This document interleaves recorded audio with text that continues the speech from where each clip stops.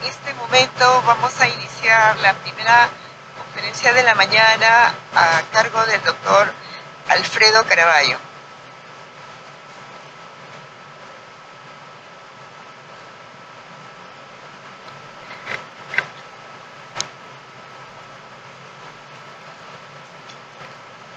La conferencia es sífilis, ITS que permanece vigente. Sobre la presentación del doctor Caraballo, el doctor Caraballo es representante de Venezuela, es médico cirujano, especialista en ginecobstetricia y ginecología y especialista en ginecología infanto-juvenil. También trabaja como en la gerencia de servicios de salud de la Universidad de Universidad de Venezuela, de UCAB, es jefe de servicio de atención integral al adolescente, maternidad Concepción Palacios Caracas, es coordinador del programa de especialización en obstetricia y ginecología maternidad Concepción Palacios de Caracas, es profesor de la cátedra de obstetricia de la Escuela de Medicina José María Vargas de la UCB, consultor de salud sexual y reproductiva en la UNFA, miembro titular de la Sociedad de Obstetricia y Ginecología de Venezuela, miembro titular de la Asociación Latinoamericana de Obstetricia y Ginecología de la Infancia y la Adolescencia, autor y coautor de trabajos de investigación y capítulos de libros de obstetricia y ginecología. Vamos a hacer la interpretación de esta conferencia vía web. Doctor Alfredo Caraballo.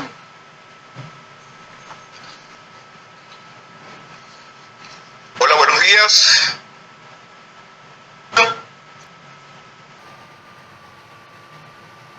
Pero bueno, qué gusto para mí poder estar, aunque sea de esta manera, acompañándolos en este ya día de cierre del Congreso Latinoamericano. Felizmente, bueno, circunstancias que no vamos a comentar en este momento no me permitieron acompañarlos, pero gracias a la diligencia de la doctora Ana María Ricard, del doctor Jorge Manuel Porimania, me encuentro de esta manera con ustedes para conversar de un tema que probablemente cuando lo vimos en pregrado decíamos, bueno, esto es una enfermedad más, pero este título es sumamente significativo. Es una infección de transmisión sexual que permanece vigente. Y recordemos pues que en el marco de los derechos sexuales y los derechos reproductivos tenemos que estar atentos no solamente a un embarazo no intencionado, sino también a todo lo que tiene que ver como riesgo de una conducta sexual que no sea responsable. Y si hablamos de vigencia, entonces es porque tenemos un referente histórico. En este contexto nos vamos a dirigir a finales del siglo XV, en los 1490, cuando nuestro continente se hace visible, cuando aquel soñador, Cristóbal Colón, realiza sus travesías, atraviesa el Atlántico y se encuentra con nuestro hermoso continente, para bien o para mal, pero bueno, así pasó. En este momento, justamente en Europa, era la época del Renacimiento. Y esos reyes de Inglaterra, de Francia, de España, de Italia, andaban peleándose por el dominio de los terrenos. Resulta que entonces, para remate, estos ejércitos comienzan a preparar los soldados un proceso infeccioso que mermó sus fuerzas e hizo que definitivamente batallas se perdieran por las condiciones de salud de los soldados.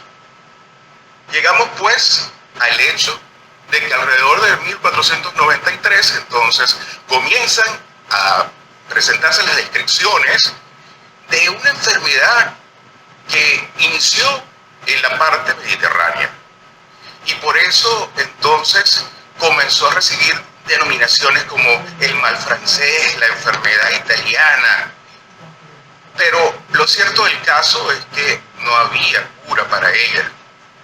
Y acá entonces entra todo el aspecto mágico, religioso. Tan es así que esta enfermedad terminó como un santo patrono, San Dionisio, y tenía su plegaria correspondiente. Porque evidentemente no toda la enfermedad va a tener el mismo curso, pero una buena proporción terminaba falleciendo. Y a lo largo de estos milenios fue transcurriendo el problema, y fíjense que es en los años 1800 cuando, a finales, cuando se reconoce su transmisión sexual, e inclusive la confundían con la gonorrea, parecía que como que fuera parte del mismo contexto. Luego las observaciones hicieron que definitivamente se individualizara cada una de ellas. Y no es sino hasta 1910 cuando aparece un compuesto arsenical con el cual se observó que había cierta mejoría en estos casos e inclusive curación. Tenemos que en 1906 fue cuando Westermann logró identificar el treponema como agente causal de este problema, y no tenemos ni siquiera 100 años todavía utilizando entonces lo que fue este descubrimiento de Fleming, como es la penicilina, la cual marcó un antes y un después en esta enfermedad.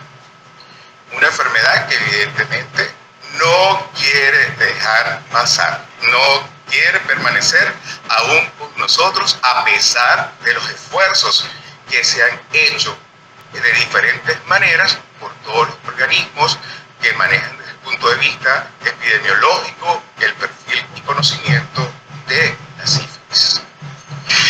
Esto nos lleva a que en mayo del 2024 nuestro órgano rector, la Organización Mundial de la Salud, nos reporta que hay un estimado de 8 millones de personas adultas entre 15 y 49 años que contrajeron la infección en 2022.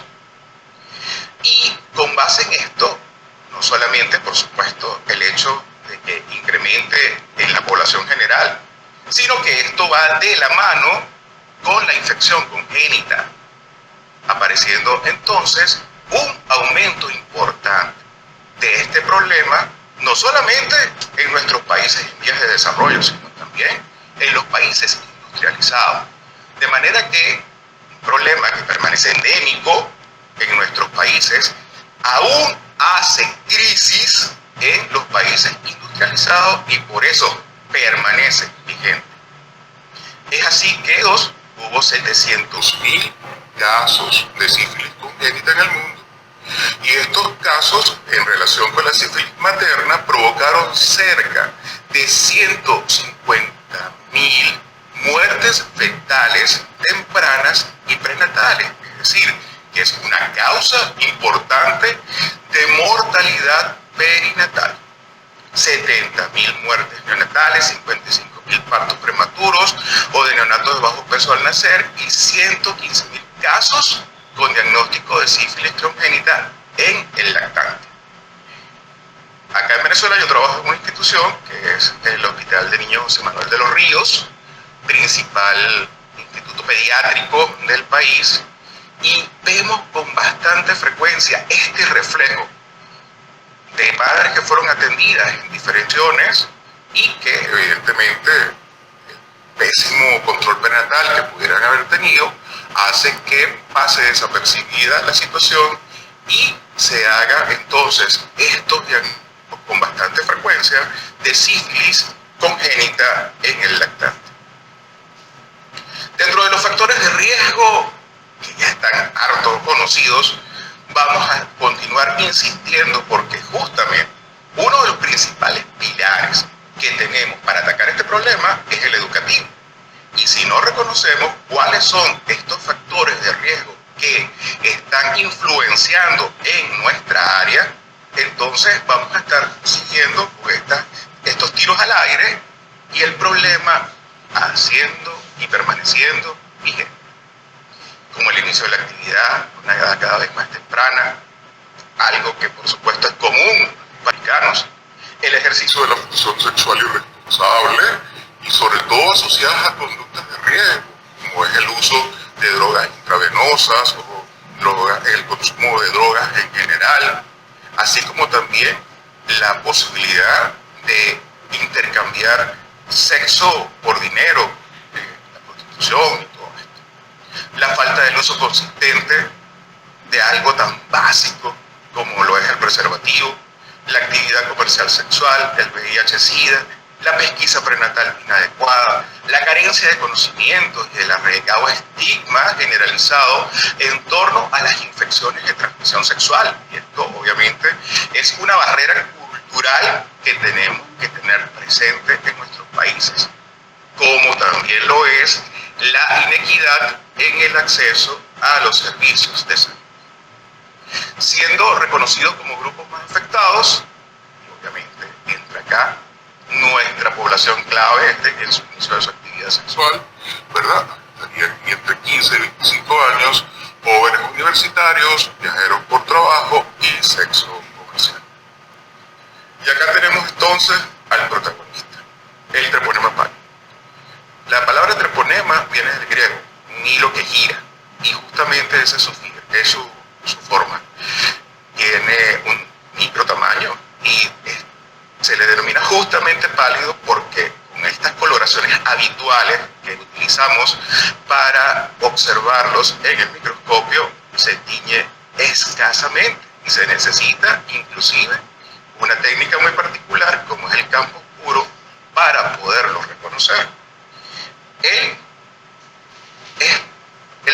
es el causante de este problema que conocemos ya verdaderamente y que también, así como se le denomina por todas las múltiples manifestaciones que puede tener desde el punto de vista clínico. Es una enfermedad crónica y obviamente si no recibe tratamiento va a evolucionar por varias fases. Sin embargo, tenemos dos grandes momentos, que es la sífilis temprana precoz, la sífilis tardía, en donde la etapa infectante obviamente va a ser esta etapa precoz, que va a transcurrir aproximadamente unos 4 años. Tenemos que esta etapa es donde debemos actuar y justamente reconocer para no tanto, igualmente pues, mejorar la condición de salud de nuestra población general, así como también evitar y disminuir estos casos de sífilis congénita. Tenemos que, si seguimos en esto, pues, si el despistaje para sífilis en la población general se realizaría, entonces, evidentemente, vamos a poder actuar con la transmisión vertical y, por ende, la sífilis congénita. Y es que, de hecho, la Organización Mundial de la Salud, en sus recomendaciones sobre la atención prenatal para una experiencia positiva del embarazo, nos da como recomendación B17 el hecho de que con el fin de prevenir la transmisión materno-infantil de la sífilis, todas las embarazadas deben ser sometidas a despistaje en su primera consulta prenatal y por lo menos en el tercer trimestre.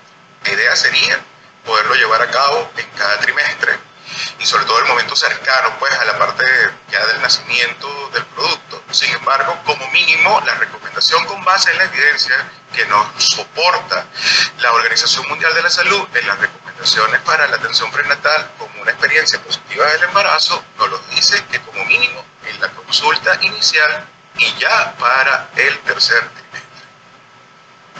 Conocemos igualmente, así como sabemos de esta evolución de la enfermedad y el hecho de que no sea tratada, igualmente la manera de cómo hacer el diagnóstico. Una prueba directa con un campo oscuro, eso prácticamente no somos muchos los que hemos tenido la oportunidad de poderlo haber vivido, ¿no? Y básicamente nos vamos con las pruebas treponémicas y no treponémicas, quien nos ha indicado un BRL, una prueba de reagina, una FPA, ¿verdad? Pero tenemos ya unos más de 15 años, con la posibilidad de que, como decíamos, pues uno de los grandes problemas es el hecho de la accesibilidad y todo el estigma que va con la consulta, no dejar pasar las oportunidades. De esta manera tenemos entonces disponible lo que se denomina las pruebas rápidas. Estas pruebas rápidas que están recomendadas por la Organización Mundial de la Salud y que están disponibles desde el punto de vista comercial igualmente, nos permiten la posibilidad de poder hacer esta tamización directamente en la consulta sin tener que estar perdiendo un tiempo valioso que a veces ni siquiera el paciente retorna con el resultado de estas pruebas treponémicas o no treponémicas que hayamos escrito. Y de hecho, ella termina siendo una prueba treponémica, de manera que nos permite identificar anticuerpos contra el fonema pálido en la persona que está siendo pesquisada. Tenemos que, básicamente, pues, esta imagen para reportar de qué manera lo vamos a ver positivo, tiene que estar marcado tanto la que corresponde al paciente como el control, y la marca sola de cada una de ellas obviamente nos va a dar negativo si es solamente el control o inválido cuando no marca o solamente marca el paciente. En unos 15 minutos entonces ya podemos tener este resultado, y con base en esto la recomendación siguiente, que es iniciar tratamiento indistintamente. Aquí no vamos a estar pidiendo FTA, aquí no vamos a estar pidiendo ninguna otra prueba confirmatoria, ya que con esto evidentemente podemos iniciar. Y recordemos, un temprano inicio del tratamiento nos va a permitir en población general, obviamente, atacar el problema, y en nuestras embarazadas poder entonces evitar una sífilis congénita. Esta prevención se puede utilizar entonces con el uso de los preservativos de manera sistemática y consistente, así como también el hecho de poder entonces llevar a cabo en las poblaciones clave de esta pesquisa, por lo menos anualmente. Igualmente en las embarazadas, como ya lo habíamos manifestado, mientras más temprano sea el control periódico, podemos cumplir con estas recomendaciones de la Organización Mundial de la Salud, así como también la identificación de los contactos. Y aquí, obviamente, entra esta situación de estigma que en muchas oportunidades termina siendo limitada la posibilidad de conseguir los contactos con base en la información que nos puedan suministrar las personas afectadas. Como ya decía, pues, en mayo, la Organización Mundial de la Salud nos dice, todavía esta enfermedad permanece vigente, aún estamos atentos, nos inquieta, y de hecho, en junio, en la reunión anual de salud de la Organización Mundial de la Salud, en la 77ª reunión realizada en Suiza, entonces, igualmente, se pone en el tapete, y aquí el compromiso de la Organización Mundial de la Salud para las estrategias que van a prevenir VIH, hepatitis víricas, infecciones de transmisión sexual en plan 2022-2030, dentro de las cuales, por supuesto, se encuentra sífilis y obviamente su consecuencia en la población en edad reproductiva, como lo es la sífilis. De manera que entonces podemos concluir y llevar a casa estas reflexiones que nos van a permitir recordar que la sífilis es una infección de transmisión sexual, que no solamente es coital, se puede transmitir cualquier contacto mucoso, oral, vaginal, anal, que se puede prevenir y se puede curar. Si no es tratada, puede ocasionar graves problemas de salud. Que la transmisión vertical de la sífilis puede provocar la muerte fetal o de recién nacido afectado por sífilis congénita.